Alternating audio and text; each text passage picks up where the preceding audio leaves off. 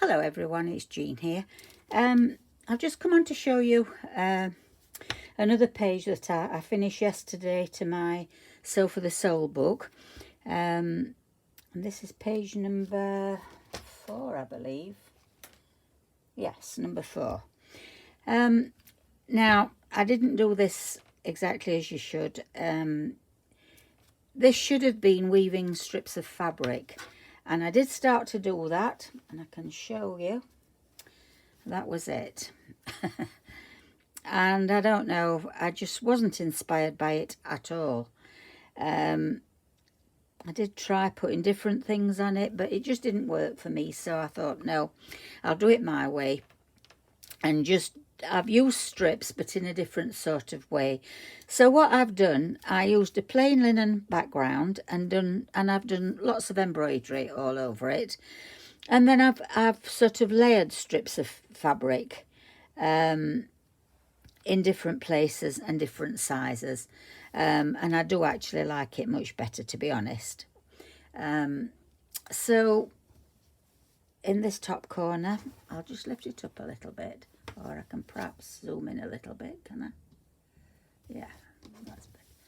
So here I've just put, this is a piece of quilted fabric actually, and I put a can pull on it. I've forgotten what you call them. And just did some stitching round and round. It's on some more linen, and I just frayed the linen. And then here, I put this fabric on top of linen again, and then this is another piece of linen fabric. It's a striped one, and I did some embroidery on it. We've got some embroidery through some lace at the top, and then some buttons, some little pearl buttons, mother of pearl buttons. This is a zip pull. Some pins, safety pins, a vintage button, some wooden buttons, and a half spool that I threaded. And then here, they're not Dorset buttons. I just wrapped some rings in different sizes and just wrapped them on it with a satin stitch. Here we've got a little, it's a little parcel, it's just a little charm. This is a little bell, and we've got a pair of scissors in this one. And then here I've got some linen again, and just stitched it down with a running stitch, and I put all different elements on here. We've got some scissors. These in this corner and at the bottom here are Tim Holt's little drawer pulls. We've got a buckle and an iron, a needle threader, and as you can see, I've laid it on different, I think there's 4 different cottons it's laid on. And then here, another strip of fabric that I've layered up with different ones, and then I've got a blanket stitch, and I think this is a chain stitch, and I've run a thread through it. This zip, it does work actually. There we go.